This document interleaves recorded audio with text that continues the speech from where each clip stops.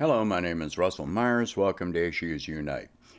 A lot of Americans and our media are in absolute denial about fascism and the neo-Nazi elements in Ukraine.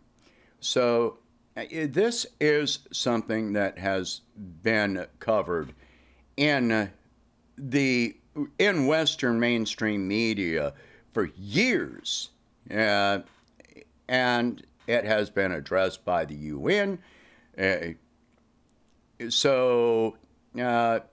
But let's talk about first current events in Ukraine.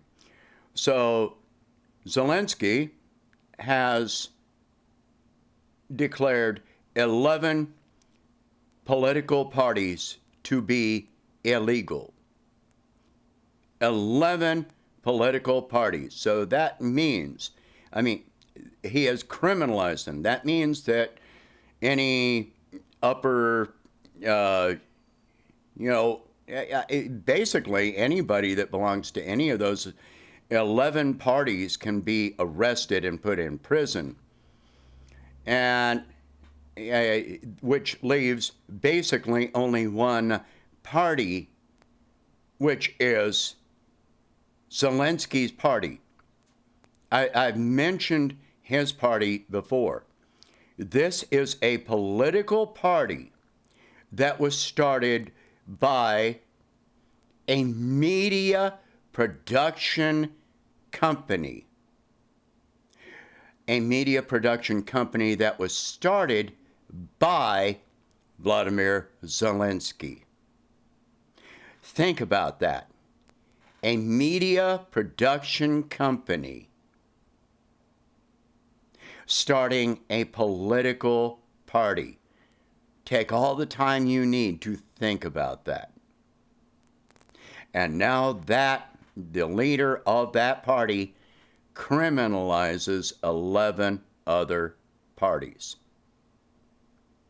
A few weeks ago, about 2 weeks ago, there was a member of the Ukrainian negotiators that was shot to death while being arrested by the Ukrainian intelligence service. Take all the time you need to think about that. So, in addition, Zelensky has now seized control of all media in the country and placed it under state control 24/7. So, and he said he wants the media doing nothing but presenting information 24/7. This is state-controlled media. This is absolute media control. So, as far as denying that there are Nazis in Ukraine, like I said, this has been covered by Western media for years. And suddenly, in February of this year, it all disappears. Let's look at some of this. All right? Let me go to this first. All right, so if you just type in Google search, Nazis in Ukraine, look at what comes up. Washington Post. Neo-Nazis are exploiting Russia's war in Ukraine for their own purposes. All right, Washington Post. All right, you take a look at these emblems. Take a look at these images with faces covered. Why are they covered? Why do you think they're covered? And take a look at some of these things. This is from Canada from, 2021, October 2021. A report exploring the far-right Ukraine's military, far-right in Ukraine's military found that neo-Nazis and supporters of far-right groups in the ranks bragged online about receiving training from Canada and other NATO nations, prompting promises of a thorough review from the Department of National Defense. What happened to that review? The report, entitled "The Far-Right Group Made Its Home in Ukraine's Major Western Military Training Hub," and published by the Institute for European, Russian, and Eurasian Studies at George Washington University, details a group within Ukraine's National Army Academy known as the Military Order Centuria, or simply Centuria. All right, the group is led by those with ties to the internationally active far-right Azov movement. The report says the Azov movement has attacked anti-fascists. They attack anti-fascists. And I've said before, you're either anti-fascist or you are fascist. There is no middle ground here. All right, so they've attacked anti-fascist demonstrations, city council meetings, media outlets, art exhibitions, foreign students, the LGBTQ I don't know what the S is for now. All right, community and Roma people. A 2016 report issued by the Office of the UN's High Commissioner for Human Rights details accusations against the Azov movement's militia, known as the Azov Battalion, of torture and other war crimes in the ensuing conflict after Russia annexed Crimea in 2014. The Ukrainian National Guard later took the Azov Battalion into its ranks, where it is now known as the Azov Regiment. Let's keep going. All right. Here is an emblem. Here is an image. Look at this guy over here with the Nazi salute. Look at the Nazi flag. All right. I have covered this about the Azov emblem before. Look at the Azov emblem. All right. Take a look at that wheel in the background. Even if you try to deny that this is a swastika, look at the emblem in the background. You want to know what that emblem is? That is the black sun. The black sun is a Nazi symbol, a type of sun wheel employed in post-Nazi Germany by neo-Nazis and in some strains of Satanism. Take a look at that black sun. Take a look at the Azov Battalion. Do you see that that is the exact same thing? This is Wewelsburg Castle that was remodeled by none other than Heinrich Himmler.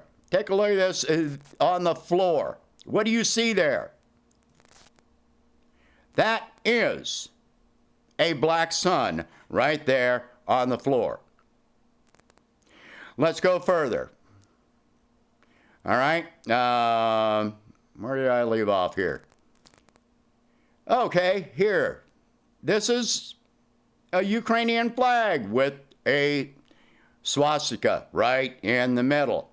Oh, yes, and Ukrainian forces are dipping bullets in pig fat to as a means of fighting against any Muslims that are fighting on Russia's side. Okay? All right. So, again, there is that black sun. There's that. Here's another thing. All right. Stepan Bandera. You keep seeing this. Look. This is Ukraine. Lviv soccer fans at a game against Donetsk. Bandera, our hero. All right. A national survey conducted in Ukraine in 2009 inquired about attitudes by region toward Bandera's faction of the OUN It produced the following results in Galicia, provinces of Lviv, Ternopil, and Ivano-Frankivsk. 37% had a very positive opinion of Bandera. 26% a mostly positive opinion. A poll conducted in early May 2021. According to the poll, a positive attitude prevails in the western region of Ukraine, 70%. In the central region of the state, 27% of the respondents consider his activity positive. So, who is Stepan Bandera? He was a neo-Nazi. He was a Nazi. He was an actual Nazi. He killed Polish, he led forces to kill Jews and Polish people in Ukraine.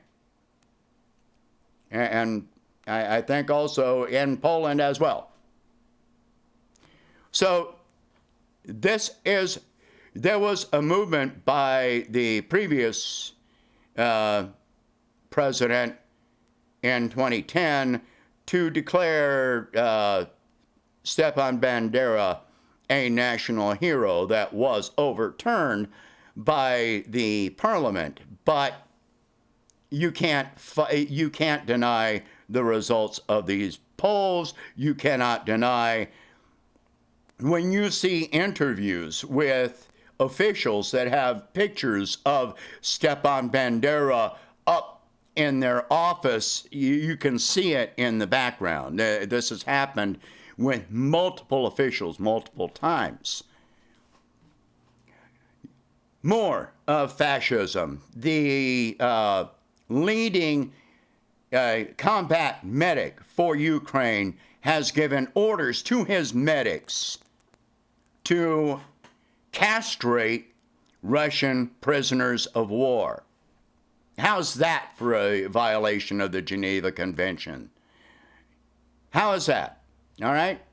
Previously, they have been shown violating the Geneva Convention, showing prisoners on video, dehumanizing, humiliating prisoners on video in public, on public video that was posted online. So you got political parties that are criminalized, state control of the media, a widespread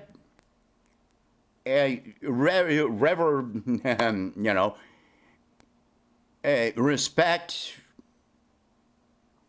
people calling a Nazi a national hero, abuse of prisoners, Nazi symbols, Nazis recognized internationally as part of the Ukrainian military.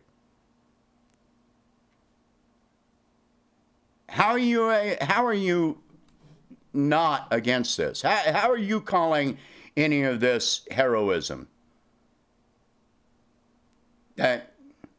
Again, these Nazis have been attacking the Donbass region for 8 years. No, that has not been covered very much in the Western media, but it has been going on, and it has been covered in media around the world that is not just all for war against Russia. So these are truths. These are absolute truths. There is no more denying it. Just stop trying to deny it. Share this video. Talk about these subjects. Stop supporting fascism and claiming that you're in favor of freedom. Admit the fact that there's a freaking reason that you don't have to support the war, but you can recognize that there was a reason for these actions. Diplomacy failed for 8 years. 8 years.